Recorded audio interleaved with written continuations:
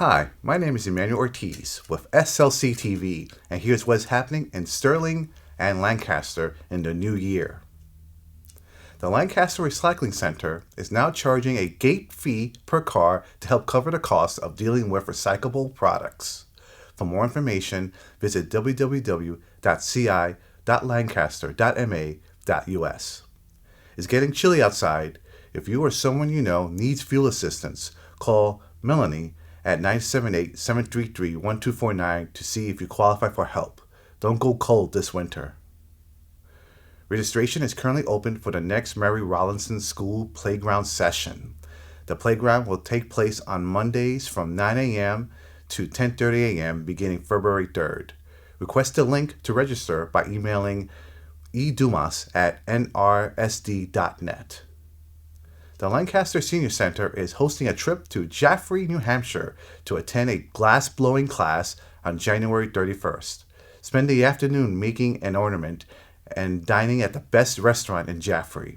RSVP by calling 978-733-4076. I'm Lex Thomas with Sterling-Lancaster Community Television. We're into a new year. 2020 is here, and that means that things on a town level have really ramped up, getting ready for the annual town meetings, for annual elections, as well as for presidential primaries, all kinds of things going on. We've got early voting going on, plus just all of the yearly things that happen, such as the census, dog licenses, all of those sorts of things. And the person that is most in charge of all of those things is our town clerk, Barbara Bartlett. Welcome, Barbara. Always a pleasure to talk with you. Where should we start? Well, why don't we maybe start with nomination papers, because those are currently available. What can you tell us about nomination papers? And this is nominations for the annual elections here in Sterling. So the annual town election will be on Monday, May 11th this year. And there are many positions open. I didn't bring it up with me, but they are listed on the website, or terms that are expiring. If you are interested in running for office, you just need to be a registered voter in the town. You can come take out nomination papers, which you'll need to get 42 certified signatures. You should get a little bit more, just in case some of them don't count for some reason. You have until Wednesday, April 8th to change your mind. After that, your name goes on the ballot. So and there are a lot of positions this year, I know that, yeah. So it should be a fairly busy and active election. And you know, this is a really wonderful way for residents to get involved with the town. You want to know what's going on here, watch the meetings, or come to the meetings, and they are broadcast, a lot of them, on Sterling-Lancaster Community Television, such as the Board of Selectmen, of course, the Planning Board. Gives you a flavor of what's going on. And definitely, we need people that are going to be running for those available positions. Presidential primary. Now, tell me about that, how we're handling that, and I understand that there's early voting coming up as well. So the presidential primary will be on Tuesday, March 3rd, at the Houghton School. There are 4 ballots. There's a Democratic, Republican, Libertarian, and Green Rainbow ballot. You need to register, if you haven't already, you need to register to vote by February 12th. We will have 1 week of early voting right here at the town hall, at the town clerk's office, like we did last time. And that will be the last week of February, so February 24th through the 28th, during office hours. Now, who can early vote? Anybody can decide to early vote? Yes. You don't need an excuse like absentee ballots. Right. So But you can also vote absentee if you're not going to be around. Right. You can apply for a ballot, and you can apply anytime. You can apply now. The applications are online. The ballots aren't here yet, but you can apply now, and we'll send them when they are. Now, as well with the elections, there's a lot involved, and who does all the work for this? Are you looking for election workers? Well, yes, we are. Election workers, you need to be a registered voter, again. We have a large pool of people already who have been working for years, and some people have been retiring, so we do need some replacements and also some people just to add to the pool in case we need extras. We may need extras for the primary because of the early voting envelopes. That takes a little extra manpower. Same thing will happen in November. We'll have early voting again, so there's a lot of envelopes to open. Now, what are you looking for with election workers, and what do they do? What are the types of things? There are a few different types of jobs, but generally they check voters in and out. So a voter comes in, you say your name and address, and the election worker repeats that, checks you off, gives you your ballot, and then you go check out with the checkout person.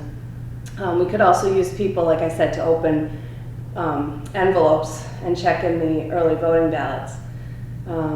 I guess what we look for really is an interest, someone who is able to be to not talk about politics at during the election.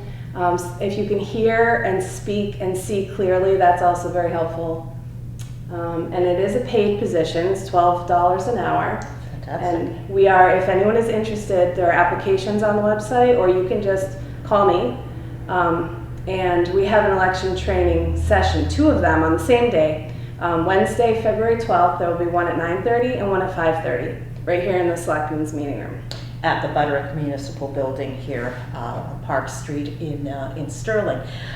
So now, how do you have? And this is just a general interest. How many workers do you normally need for an election? Well, we have 2 shifts generally, right. So we need double right. the amount. So there's 16.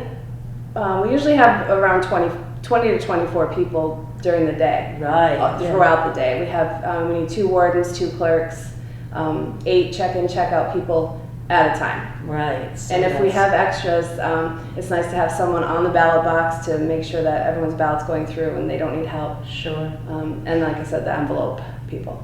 And here again, it's a wonderful way of getting to know the system and getting to know the town and just how these things work. I think people are sometimes very interested in this, but really don't know how to get involved or don't know what it really would take. And this is obviously available to all ages, to absolutely, there's no special expertise that you need. It's just an interest in doing this and a willingness to do it.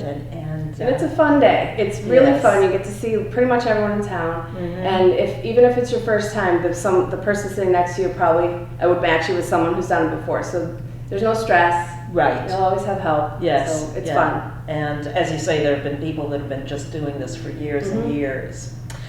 Let's talk about things like the census and dog licenses and those sorts of housekeeping things that happen every single year. Have the census forms gone out? Yes. They went out last week. Started coming in last week. We're getting a good response. A lot of them are coming back. One of the most important things is to remember to sign the bottom, even if you have no changes. Otherwise, I have to send it back and ask you to sign it again. Those should be returned. They should be returned already. Actually, we were supposed to have them back within 10 days, but they'll be trickling in for a while, and we'll continue to process them. And dog license was included with the census form. They are due by April 15th every year, and we're pretty steady on those too. Everyone's doing a good job to keep them coming. Now, why is it important to send in the census form? As you say, you signed it even if nothing's changed. So if nothing's changed, why should we bother doing this? Because if nothing's changed, we know you're still here. We have your signature knowing you still live in town. So we know that you are eligible to vote still. You become inactive if you don't return your census form. That's one of the reasons that you really want to return that every year. Another reason is because we get our count from that too. The state aid we get, some of that, and it helps with public safety, so that if there's a fire at your house and the fire department needs to know how many people are in there or who's in there. Right. So it's a safety issue too. Sure. And I think too it's important if you do move into a different jurisdiction too to be able to vote in that jurisdiction, right? You have to have all of this census stuff all cleared and whatnot. So, well, it sounds like you've got a very, very busy department that you're running for the beginning of 2020. I know it's a very, very busy time of the year for you, so good luck with all of that. And so remember, a lot of things here to look after. If you're interested in being an election worker, you need to call Barbara. If you're interested in running in the next election, you have to call Barbara for your census forms and dog licenses and everything. Guess who you get in touch with? This lady here. Very busy department and just lovely people to deal with. So thank you so much for chatting with me, Barbara, and I'm sure we'll be talking to you again soon. Thank you. Thanks. If you are interested in local government or just want to know what is happening in your town, check out www.townhallstreams.com, where we host all of our government meetings, both old and new, for you to watch anytime. The Friends of Sterling Seniors are hosting their pancake breakfast Friday, January 31st from 7:30 a.m. to 9 a.m. Meet the celebrity server, Paul Lyons, the DPW superintendent. For questions, call 978-422-3032. Rotary Club of Nashoba Valley is hosting their first annual Cabin Fever Winter Festival. The festival will be February 1st from 12 to 4 p.m. on the Bolton Town Commons. There will be a chili challenge, scavenger hunt, winter cornhole, and more. Join the Tri-Town area for more winter fun. For more information can be found at www.rotarycabinfeverfest.com. I'm Emmanuel Ortiz, and that's what's happening.